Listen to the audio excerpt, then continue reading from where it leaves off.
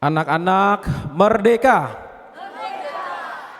ibu-ibu merdeka, bapak-bapak merdeka, wah, oma-oma merdeka, opa-opa merdeka. Semakin ke belakang makin dikit suaranya ya. Bapak Ibu saudara-saudari, kalau kita menyuarakan kemerdekaan, apakah betul-betul kita sudah merdeka? Wah, katanya belum. Ada yang belum merdeka, biasanya itu tergabung dalam klub STI, suami-suami takut istri. Ada juga, Bapak Prodiakon ketawanya kencang banget ya, kayaknya paling-paling ya. Yang juga pada banyak kesempatan orang-orang ditanya, kalau apa menurut kamu makna kemerdekaan? Ada banyak-banyak hal orang yang mengungkapkan tentang kemerdekaannya, tetapi juga ada hal yang nyeleneh. Yang saya sangat menarik adalah kalau merdeka itu adalah, ini menurut versinya ibu-ibu ya, merdeka adalah kalau saat Soekarno dan Hatta berbaris dalam dompet. Jika masih berbarisnya Patimura bawa golok itu masih perjuangan katanya. Tapi kalau versinya anak muda, 17 Agustus 1945 udah nembak beratus-atus tapi tetap nggak diterima katanya.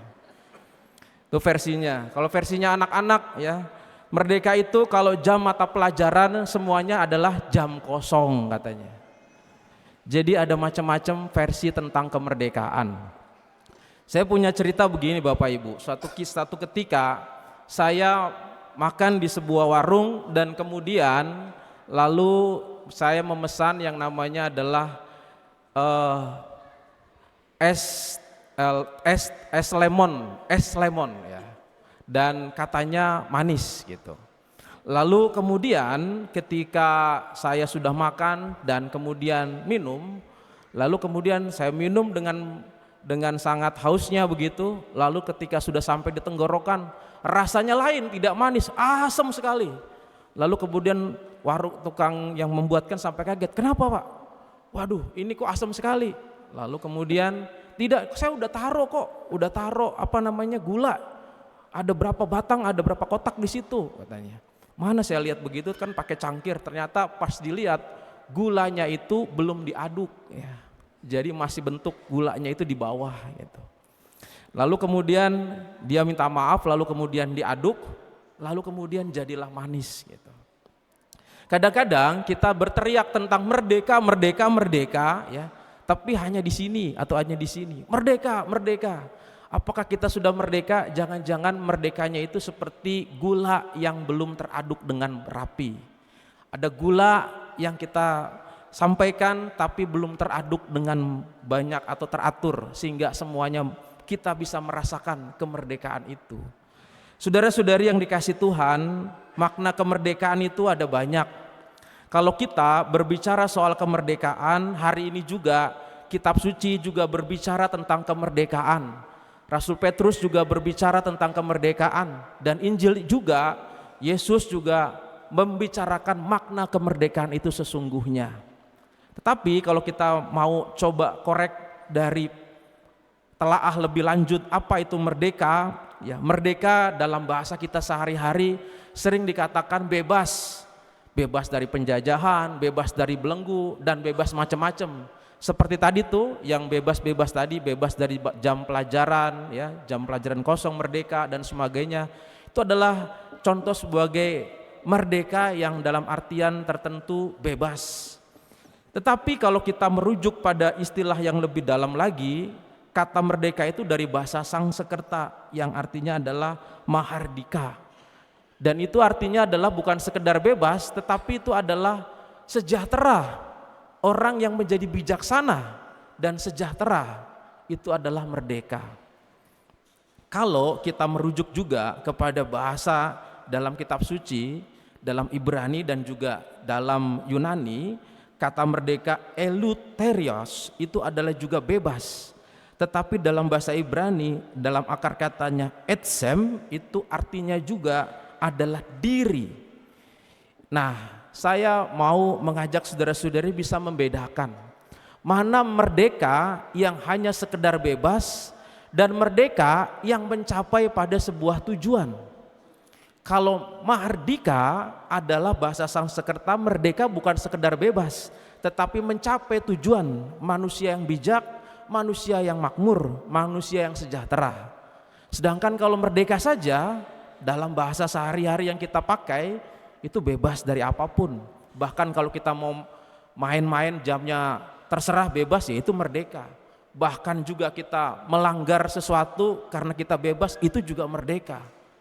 Dan itu adalah merdeka yang hanya sekedar bebas, atau bisa dikatakan merdeka dari belenggu, merdeka dari pengawasan orang tua, merdeka dari pengawasan istri, merdeka dari pengawasan suami. Ya, apa itu artinya itu ya? Merdeka dari pengawasan istri mungkin kalau makan gitu ya, biasa yang asam urat, asam lambung gitu ya. Kalau makan tuh hati-hati, diawasi oleh istrinya, nggak boleh makan ini, nggak boleh makan itu ya. Tapi kalau asam urat di gereja tahu artinya apa? Ya. Asam urat di gereja, asal sampai gereja udah rame tidur gitu ya.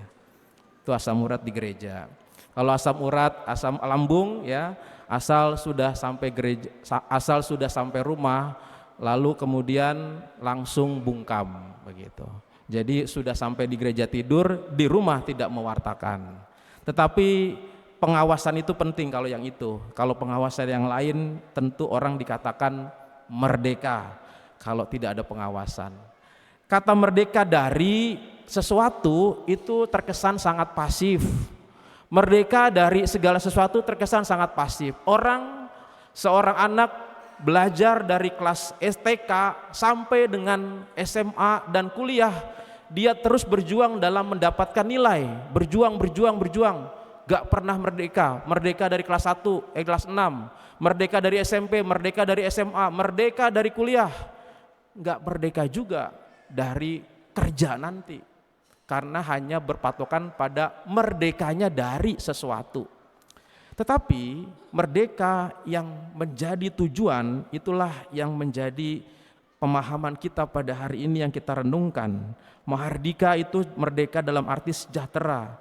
Bahasa Ibrani etsem itu adalah menjadi diri, menjadi jati diri. Etsem, merdeka dalam arti itulah yang mau kita capai. Rasul Paulus mengingatkan kita Rasul Petrus mengingatkan kita tadi dalam bacaan kedua, yaitu bahwa hiduplah sebagai orang-orang merdeka, bukan seperti mereka yang menyalahgunakan kemerdekaan untuk menyelubungi kejahatan-kejahatan mereka, tetapi hiduplah sebagai hamba-hamba Allah. Ini merdeka yang menuju sampai pada satu tujuan, bukan merdeka menyalahgunakan kebebasan, tetapi mencapai kemerdekaan itu untuk suatu tujuan, menjadi abdi Allah.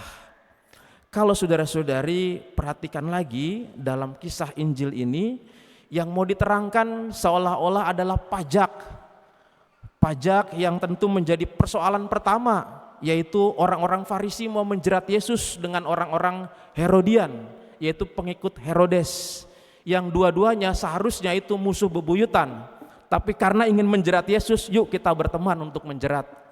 Yang satu, orang Farisi sangat menolak pajak, karena bagaimanapun juga tanah itu adalah milik leluhur yang diberikan Allah, masa mau dipajakin oleh penjajah Romawi.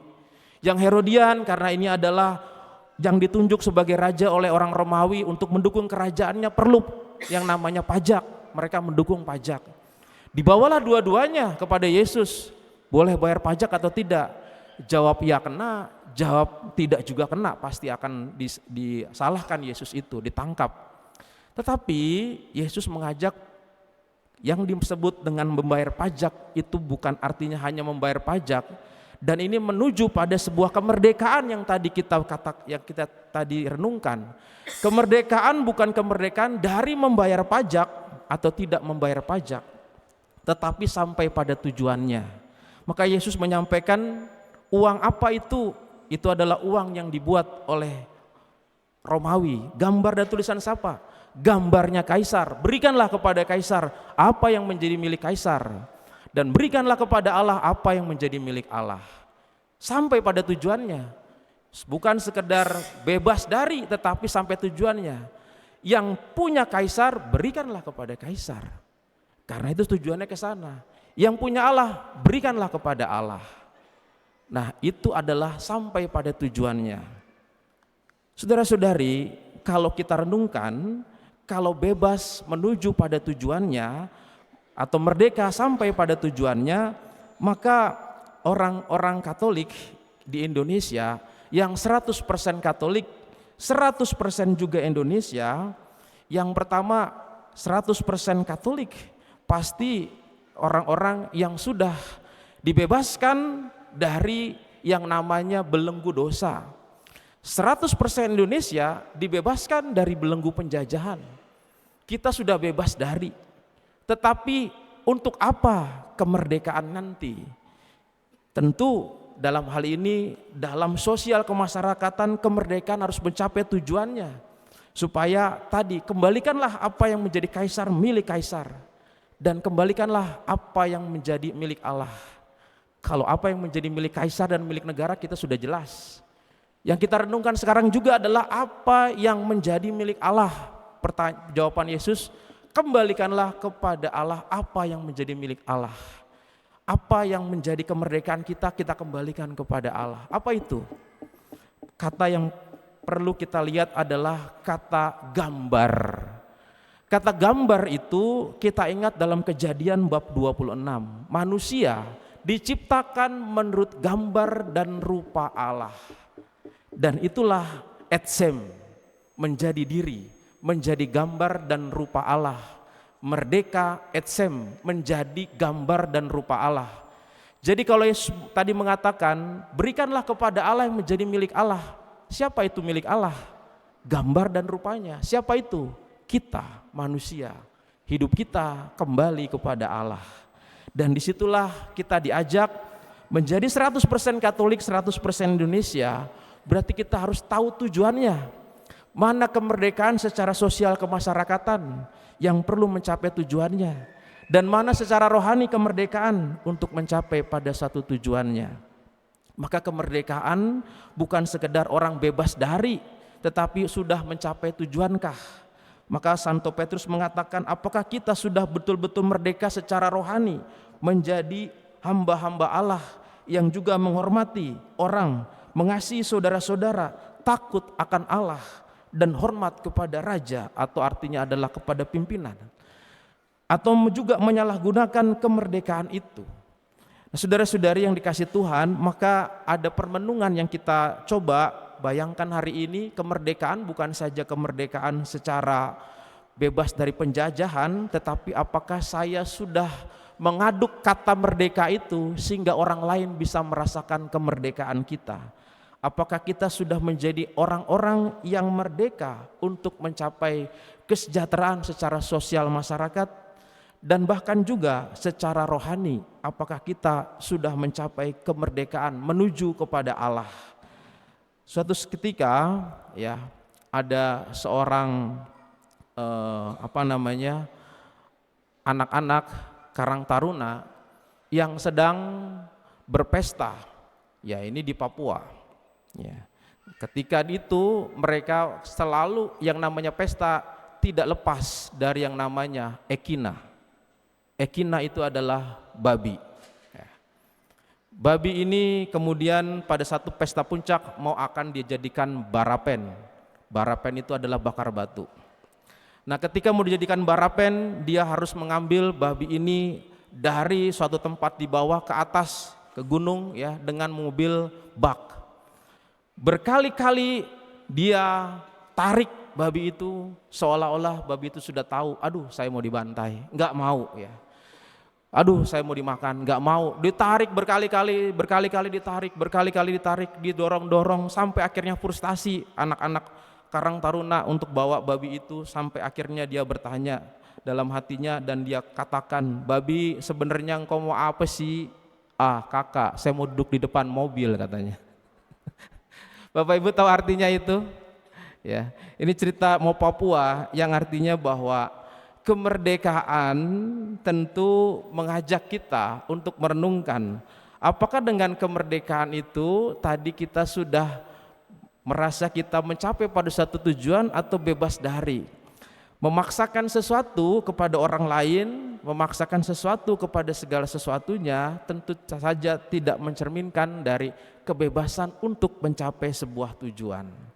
Maka kita mohon rahmat Tuhan, apakah kita juga mampu untuk bisa menjalankan kemerdekaan kita, memberikan diri kita untuk Tuhan, dan juga mensejahterakan saudara-saudari kita dalam panggilan kemerdekaan sosial dan panggilan kemerdekaan rohani menjadi orang-orang merdeka, memberikan diri kita 100% untuk Allah dan juga 100% untuk negara kita ini, dalam artian untuk kesejahteraan bersama. Semoga Tuhan memberkati kita. Amin. Kita bangkit berdiri saudara-saudari, mari kita akui iman kepercayaan kita di hadapan Tuhan.